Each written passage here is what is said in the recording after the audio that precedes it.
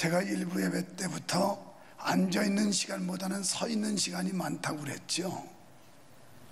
근데 일부 예배 전에 서서 거울을 보는데 이 양복을 갈아입고 콤비로 바꿔 입은 이 모습을 보면서 이런 걸 느꼈어요.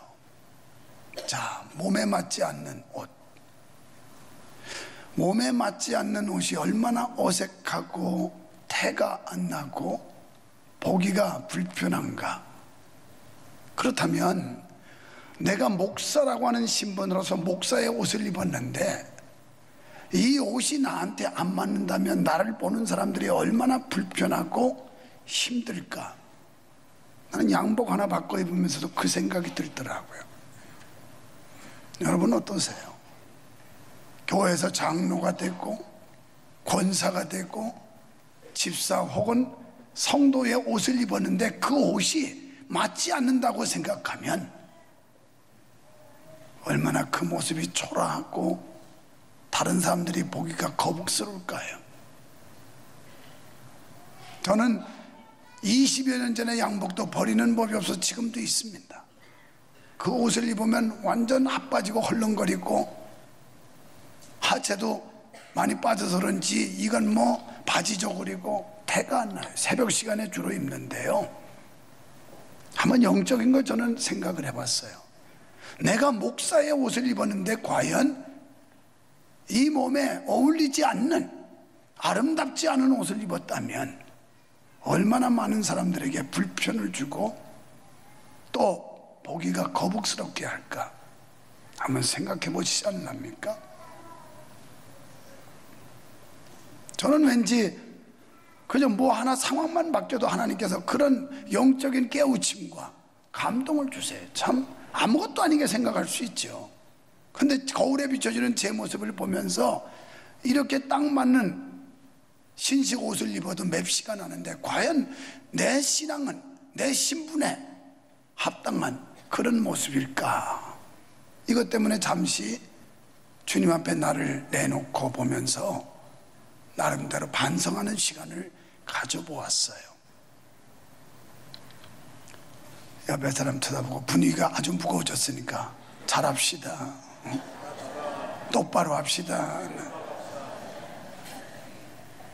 여러분 맵시라는 거 좋은 거 아니겠어요? 일부 예배 마치고 오늘 권사님이 목사님 오늘 코디 짱이에요. 정말 멋지세요. 그러더라고요. 왜냐하면 옷도 바꿨고 머리 색깔도 바꿨으니까. 머리 색깔은 오늘로 바꾸는 거지 다음에는 안 합니다. 귀찮아서. 우리 집사님이 한번 해보라고 그래서 집사님 미용실에 가서 두 분의 성도가 나의 머리를 잡고서 이거 만들어 놓은 거예요.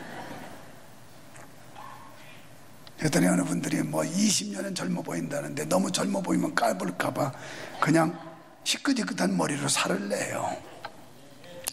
노숙자들의 안타까운 사연이라는 유머인데 노숙자들을 한번 조사를 해봤대요. 30대를 왜 노숙자가 됐냐고 그랬더니 밥 달라고 했다가 쫓겨났답니다. 40대는 반찬 투정하다가 쫓겨났대요. 50대는 마누라 보고 어디 가느냐고 물어봤다가 쫓겨났대요. 60대는 마누라 외출하는데 같이 쫓아가겠다고 하다 쫓겨났대요. 70대는 괜히 마누라가 기분 나빠가지고 쫓아냈대요. 그래서 노숙자 됐다네요. 여기 그런 마누라들은 없죠. 또 그렇게 쫓겨날 남자도 없고 말이에요. 한 해는 지금 저물어 가고 있습니다. 2018년 오늘 마지막 날이고 주일로 마지막 주일이에요. 오늘 12시면 대망의 2018년을 맞이하게 됩니다. 이 한 해를 지내오면서 여러분은 이 시점에서 어떤 분은 실패 같았지만 성공이라고 생각하는 분도 있겠고 어떤 분은 성공이었는 것 같았는데 결과적으로는 실패라는 사람도 있을 겁니다. 여러 가지 결과에 대해서 한 해를 소외감을 가지고 여러분이 보고 있을 겁니다. 하지만 우리 믿는 사람들은 어떤 경우도 낭망하거나 낙심하거나 낙담하지 말아야 될 이유가 있다면, 하나님께서는 언제나 우리에게 우리의 삶을 해피엔딩으로 끝나게 하시는 하나님이라고 믿어지기 때문에, 어떤 상황에도, 어떤 형편에 지금 내가 어떤 결과를 만들었더라도 그것 때문에 낙심, 낭망, 낙담하지 않게 된다는 겁니다. 여러분, 지금 여러분이 어떤 결과를 만났든 간에 성공한 겁니다. 할렐루야. 왜? 하나님은 결국은 우리를 승리하도록 하실 걸 믿기 때문입니다. 그러므로 모든 성도들의 삶은 오로지 성공밖에 없다는 사실을 믿습니다. 우리가 보는 시각이 실패했다고 생각하지, 하나님이 보는 시각에는 다 승리했고 성공한 거예요. 또한 실제로 하나님은 우리를 성공하게 하십니다. 우리는 이러한 사례를 성경에서 많이 발견할 수 있는데요, 몇 가지의 사례를 살펴보면 창세기 45장에 가면 요셉이 형들의 미움을 받고 애굽으로 팔려가게 됩니다.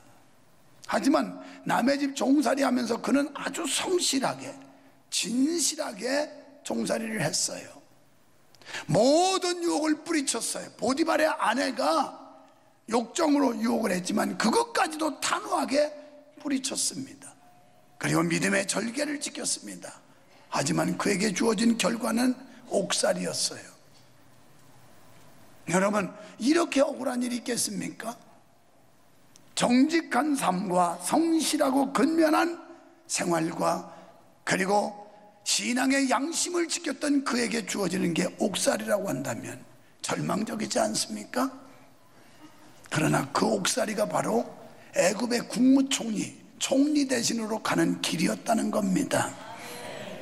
에스더서에 보면 모르드게를 제거하기 위해서 경쟁자를 없애려고 하만이라는 사람이 모함을 걸게 됩니다. 계략을 꾸미게 되는데 결국은 모르드게의 그 충성심이 돋보이게 됐고, 그는 모든 사람 가운데 귀히 여김을 받게 높여주시는 하나님의 역사를 봅니다. 뿐만 아니라 다니엘 6장에 다니엘은 믿음의 절개를 지키다가 겨우 종국에는 사자굴에 던짐을 받아요. 얼마나 불행하고 낙심이 되겠습니까? 그런데 사자굴로 들어가는 그 길이 다리오 왕과 모든 이방 나라 백성들에게 방을 내려서 이제는 다니엘의 하나님 여호와를 모든 백성은 섬겨라, 이런 영광을 드러내게 만드셨어요. 그것뿐인가요? 사도행전 5장에 보면 베드로라고 하는 사람은 복음 전하다가 잡혀가지고 감옥 가요. 그런데 주의 천사가 밤중에 베드로의 옆구리를 치고 옥문을 열어서 그를 추록을 시킵니다. 그때부터 말씀은 더 힘있게 전파되었더라, 이렇게 기록을 합니다. 사도행전 16장에는 바울과 실라가 복음 전하다가 아주 모진 매를 맞고 피투성이 다 돼서 감옥에 들어가요. 그런데 결국은 하나님이 기적을 이루어서 옥토가 흔들리고 옥문이 열리고 그리고 사슬이 풀어지게 만들어서 간수장의 일가족이 다 구원받게 하는, 요새로 말하면 교도소장의 가정이 다 구원받는 이런 놀라운 일들이 있었습니다. 이렇게 하나님의 역사는 결국 믿는 하나님의 백성들에게 모든 결과는 행복한 결과로 만들어준다는 거 믿어주시기를 바랍니다. 때문에 우리는 한 해 동안 수많은 고통과 고난이 연속적으로 있었을지 모르지만, 시련과 아픔과 괴로움이 있었을지 모르지만, 결국 하나님은 우리를 승리자로 이끌어 주시는 걸 믿으시면 아멘 합시다. 왜냐하면 로마서 8장 28절에 보면 하나님을 사랑하는 자 곧 그 뜻대로 부르심을 입은 사람들에게는 모든 일이 합력해서 선이 된다고 말씀했어요. 진정으로 여러분이 하나님을 사랑하고 하나님의 뜻에 의하여 부르심을 받았다고 믿는다면 지금 순간적으로 또 일시적으로 어려움과 고난과 아픔과 고통과 때로는 질병이라고 하는 괴로움이 있을지라도 결국 하나님은 우리를 행복한 결과로, 여러분 영화에서 보듯이, 그 다음에 드라마에서 보듯이 주인공은 절대 망하는 법이 없어요. 죽는 법도 없어요. 여러분, 우리는 이 시대의 하나님의 자녀로, 하나님의 백성으로 이 시대의 주인공들인 줄 믿으시기 바랍니다. 절대 망하는 법이 없어요. 결국 하나님은 해피엔딩, 이걸로 끝나게 만드시는 거예요. 금년 한 해를 여러분이 어떤 힘든 과정을 거쳐오셨는지, 어떤 육체적 고통과 물질적 아픔이 있으셨는지는 모르지만, 그러나 우리를 결코 실망시키시지 않는 그 하나님을 믿는다면 우리는 어떤 경우에도 소망을 잃지 말아야 할 줄 믿습니다. 희망을 안고 새해를 맞이해야 될 줄로 믿습니다. 오늘 본문에 보면 하나님의 은혜를 받은 10명의 나병 환자, 쉬운 말로 문둥병 환자들이 등장을 해요. 이들이 자신들의 고통과 이 어려운 현실을 놓고 예수님 앞에 호소했더니 예수님께서 10사람의 병을 고쳐주셨어요. 그런데 9사람은 다 제 갈 길로 가버리고 한 사람만 와서 은혜에 감사하고 영광을 돌리는 장면입니다. 여기 9사람은 어떤 사람들일까요? 유대인들이었어요. 유대인 9사람들은 전부 다 제 갈 길로, 왜냐하면 그럴 수밖에 없었던 게 주님께서 그 현장에서 바로 안수해서 고쳐준 게 아니에요. 낫기를 원하는 이 사람들에게 너희는 가서 너희의 몸을 제사장들에게 보여줘라, 이렇게 말씀을 해요. 그래서 제사장들에게 확인을 받아야 돼요. 나병 환자들이 치료받았다는 걸. 그래야 공동체 속에 들어올 수 있거든요. 그래서 예수님의 말씀에 순종하고 가다 보니까 나선 거예요. 그러니 얼마나 기뻤겠어요. 주님은 깡그리 잊어버리고 집으로 달려가기 바빴을 겁니다. 막 가서 여보, 나 고침 맞았다, 그런 사람도 있을 테고, 자기 친구 철수야, 나 이제 고침 맞았다, 이런 사람도 있을 테고, 하여튼 가장 이 기쁜 소식을 알리고 싶은 사람에게 달려갔던 모양입니다. 그런데 사마리아 사람, 이 사람은 돌아가지 않고 예수님께 다시 돌아왔어요. 돌아와서 주님 앞에 감사와 영광을 돌리는데요, 그렇게 유대인들은 다 도망갔어요. 유대인은 어떤 사람들이냐, 혈통적 아브라함의 후손으로서 태어나면서부터 하나님의 자녀, 하나님의 백성이에요. 하나님의 백성들은 가버렸고, 사마리아 사람들은 BC 722년에 아수르의 침략으로 나라가 망하게 돼요. 그리고 그러면서 이방인들과 혼혈족이 생기게 됩니다. 이때부터 혈통적 아브라함과 전통적 유대인들은 사마리아 사람들 보기를 개 취급을 했어요. 개 취급. 인간 이하로 무시하고, 그러면서 박대하고 괄세를 했어요. 그랬던 사마리아 사람, 그는 다시 돌아와서 예수님 앞에 자기가 치유받은 데 대해서 감사했어요. 사랑하는 여러분, 오늘 우리가 여기 왜 모입니까? 지난 한 해 동안 그저 어려움도 있고 슬픔도 있고 고통도 아픔도 있었지만 하나님이 여기까지 인도해 주셨기에 그분께 감사하려고 나왔고요, 지난 한 주간의 삶을 하나님이 보호해 주시고 인도해 주셨다고 믿기 때문에 그분께 영광을 돌리려고 이 자리에 모인 줄로 믿습니다. 자, 영적으로 사마리아 사람이 주님의 크신 은혜에 감사한 것처럼 우리들도 죄악으로 말미암아 영원히 멸망받아 마땅한 자들이 예수님의 십자가의 대속의 공로로 말미암아 구원받았으니 이 구원의 은혜를 감사해서 여기 나와서 하나님께 영광을 돌리는 줄로 믿습니다. 사랑하는 성도 여러분, 우리는 살아오면서 수많은 도움의 손길들을 거쳐왔음을 믿습니다.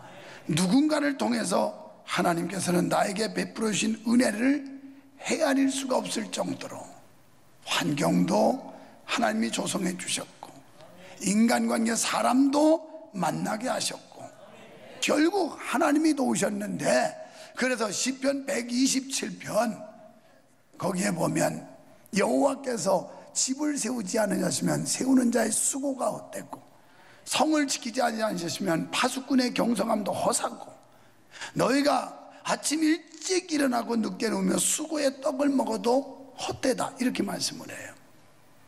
무슨 말일까요? 오늘 우리가 생존하여 이 자리에 앉아 있다는 것도 하나님의 은혜인 줄 믿습니다. 하나님께서 우리의 생명을 거둬가셨으면 이 자리에 앉을 수 없어요. 나는 어저께도 집에 잠깐 가는데 저 밑에 횡단보도에서 아찔한, 어디서 쾅 하는데 보니까 자전거 타고 가던 초등학교 남자아이가 툭 떨어지더라고요. 여자 운전수였는데 분명히 횡단보도 신호 바뀐 지가 한참 되는데 무얼 생각을 했길래 들이받는지 아찔했어요. 깜짝 놀라 봤더니 그래도 다행히 경미한 사고였어요. 그렇지 않으면 아이가 그 자리에 즉사했다면 여러분, 가해자나 피해자나 얼마나 슬픈 일입니까? 또 그런 걸 보는 자체가 얼마나 비참하겠어요. 나는 하나님 앞에 안도의 한숨을 쉬면서 만약 그 어린아이가 그 자리에서 그냥 받쳐 죽었다면 어떻게 될 뻔했어요. 여러분, 우리가 이 세상을 떠나는 가능성은 얼마나 많은지 몰라요. 암병 걸려서도 죽지만 사고로도 죽는 경우가 더 많아요. 근데 하나님께서 1년 동안 지켜주셔서 어쨌든 그래도 오늘 여기 나오게 하셨잖아요. 할렐루야. 옆에 사람 보고 감사합시다, 축하합니다. 왜 여기 살아와서 앉아있어도 참 축하해요. 아무리 여러분들이 집을 세워보려고 노력해도 하나님이 세워주지 않으면 여러분 사업을 일궈보고 직업을 일궈보고 건강을 지켜보고 별짓 다 해도 하나님이 도와주지 않으면 안 된다는 거예요. 하나님은 어떤 환경과 누군가를 통해서 도와주셨어요. 은혜를 주셨어요. 이걸 감사하자는 거예요. 성도 여러분, 올 한 해를 마지막 보내면서 감사하는 성도가 되시기를 축원합니다. 어떻게 무엇을 감사할까요? 먼저 고통을 기억해야 돼요. 오늘 본문에 등장한 나병 환자들, 예수님께 가까이 가지도 못했어요. 갈 수도 없었어요. 그래서 그들은 멀찍이 서서, 멀리 서서 예수님께 부르짖었다, 이렇게 나와요. 레위기 13장 45절과 46절에 보면 어떤 말씀이 나오냐면, 나병 환자들, 문둥병을 걸린 사람들은 나는 부정하다, 부정하다, 나는 부정한 사람이다 얘기를 하면서 진 밖에 가서 혼자 거해야 된다, 이렇게 나와 있어요. 그러니까 공동체에서 살 수가 없는 겁니다. 쫓겨나야 되는 거, 성 밖으로 내침을 받는 거예요. 아람 군대 진영에 뛰어갔던 문둥병자 똑같은 사람들의 성 밖에 내침 받는 거예요. 그 고통. 여러분, 그들은 공동체에 들어갈 수 있는 자격이 없었던 사람들이에요. 오늘 우리도 마찬가지예요. 하늘나라에 들어갈 수 있는 자격이 없었습니다. 구원받을 자격이 아무것도 없어요. 공로가 있는 것도 아니에요. 그런데 아무 공로 없이 예수님께서 내 죄를 대속해 주신 것 때문에 그걸 받아들이기만 하면 우리는 공동체에 들어갈 수 있는 자격, 하나님의 자녀가 되게 하셨으니 이 어찌 감사하지 않을 수가 있단 말입니까? 믿기 전에는 사탄 마귀의 종이 돼서 자유를 잃었던 우리가 예수 그리스도 안에서 하나님의 자녀의 권세를 누리며 살 수 있게 됐으니 어찌 우리가 하나님을 생각하지 않을 수가 있겠어요? 다음으로는 은혜를 귀히 여겨야 합니다. 10명의 나병 환자는 그 불치병을 깨끗이 치유받았습니다. 마찬가지로 오늘 우리는 죄로 더럽혀진 마음과 영혼을 깨끗하게 치유받은 줄로 믿습니다. 또한 온갖 질병을 주님의 보혈과 능력으로 깨끗하게 고쳐주신 줄 믿습니다. 그 받은 은혜를 날마다 귀히 여기며 감사해야 됩니다. 주님께서는 그 피로 우리 죄를 깨끗하게 씻어 주셨습니다. 때문에 우리는 믿고 순종하며 감사하며 하나님께 영광 돌림은 마땅한 줄로 믿습니다. 결론적으로 겸손히 엎드려야 돼요. 하나님의 은혜를 크게 깨닫고 느끼는 자마다 겸손해지게 돼요. 하나님의 은혜를 느끼지 못하는 사람마다 기고만장해요. 거만하고 교만하고 오만하고, 이런 사람들은 하나님 앞에 고분고분하지도 않고 사람 앞에도 도도하고, 누가 좋아하겠습니까? 하나님도 교만한 사람 싫어하고 사람도 교만한 자 싫어한다는 거예요. 사마리아인은 자신이 죄인임을 알았어요. 그래서 예수 그리스도를 믿었고 그분의 발 아래 무릎을 꿇었어요. 여러분, 이 사마리아 사람처럼 우리가 죄에서 구원받고 하나님의 자녀됐다는 사실을 여러분이 믿는다면 우리는 주님의 발 앞에 엎드려야 돼요.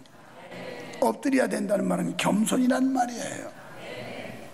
오늘날도 자신이 죄인임을 깨달은 자만이 겸손할 수 있는 줄로 믿습니다. 그래서 빌립보서 2장 3절에 보면 아무 일이나 다툼이나 허용으로 하지 말아라. 교회에서 우리가 일할 때 다툼이 없어야 돼요. 다툼. 집구석도 다툼이 없어야 돼요. 우리 속담에 극성집회가라. 집구석이 자꾸 극성스럽고 다투면 망해요. 이게 우리 선조들이 한 얘기예요. 극성집회가라. 교회도 극성집회가 폐교에 폐교. 교회가 그냥 쌈박질이라고 다투면 교회도 망해요. 교회도 망해요. 오죽하면 주님께서 아무 일이나 다툼이나 허용으로 하지 말라. 허용, 허황된 욕심, 이것 때문에 교회에서 혼란을 빚어내요. 공동체를 와해시켜요. 허용으로 하지 말고. 이건 제가 신학교 2학년 다닐 때 항상 학교에 가면 수업하기 전에 암송으로 한 절씩 한 적이 있었는데, 빌립보서 2장 3절은 그때 암송했던 거 나의 좌우명으로 삼는 거예요. 다툼이나 허용으로 하지 말고. 그럼 어떻게 해야 되나? 겸손한 마음으로 각각 자기보다 남을 낮게 여겨라. 상대방의 인물이 나보다 못한 것 같고, 그분이 나보다 돈도 없는 것 같고, 그분이 나보다 지식도 없는 것 같아도 그분을 높여주라는 거예요. 이게 천국이에요. 천국. 할렐루야. 여러분, 우리 사맥교회들 제가 그들 앞에서 한 번도 거드름을 피는 일 없습니다. 그러면 얼마나 마음 상하겠어요. 교회가 클수록 더 낮아져야 돼요.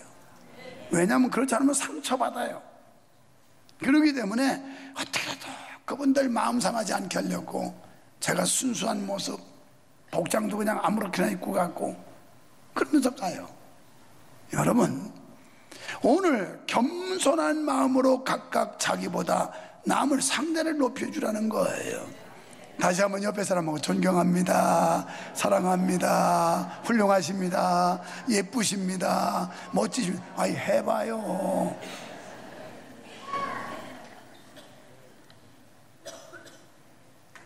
그래서 우리가 성경대로 살아야 돼요. 할렐루야. 여러분, 10명 가운데 그 중에 한 사람만 주님께 감사했어요. 우리 모두 배은망덕한 9이 아니고 은혜에 감사할 줄 아는 그 중에 한 사람, 이런 성도가 되시기를 축원합니다. 배은망덕한 이율배반적인 그런 9이 아니라 그 중에 한 사람. 9가지 감사할 일은 모두 망각하고 한 가지 모자람을 가지고 불평불만한 것을 우리는 회개합시다. 우리를 사망에서 생명으로 옮겨주신 구원의 은혜, 한 해 동안 우리의 건강을, 때로는 암병 수술도 하고 무슨 수술하는 일도 있었지만 그래도 건강을 지켜주신 그 은혜, 가정을 지켜주시고 사업을 지켜주시고 자녀의 학업을 지켜주신 하나님의 은혜, 이거 생각하고 감사하시기를 축원합니다. 수많은 감사의 조건을 망각해버린 것을 회개해야 돼요. 따지고 보면 하나님께서 우리에게 주신 감사의 조건이 얼마나 많은지 몰라요. 그런데 거기에 대해서 생각이 어둡고 눈이 어두워지니까 모르는 거예요. 한 가지 부족한 것을 불평하지 마시고 9가지 주신 은혜에 대해서 감사하세요. 감사하면 다 아름다워 보여요. 다 훌륭해 보여요.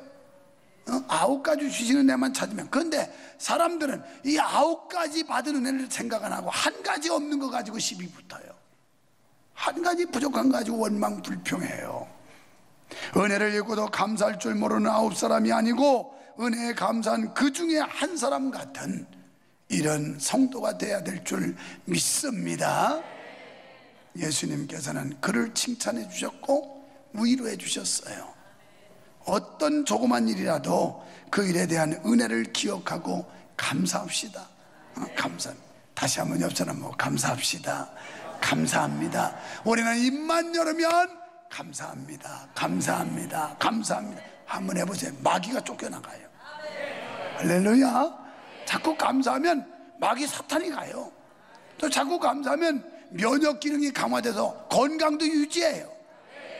그런데 막 인상을 빡빡 쓰고 지랄 발광을 하면 죽어요. 죽어.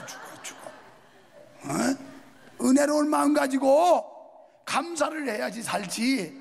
자꾸 그냥 인상 쓰고 분노하고 이러면 빨리 죽어요.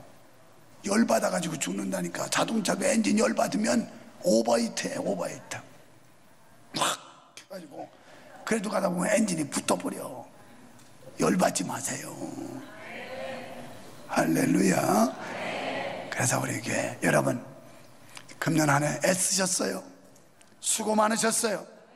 힘들고 어려운 일이 있었겠지만 그러나 우리에게 향하신 여호와의 놀라운 섭리, 인자하심, 사랑하심, 축복하심 있는 거 믿어지시기를 축원합니다. 축원합니다.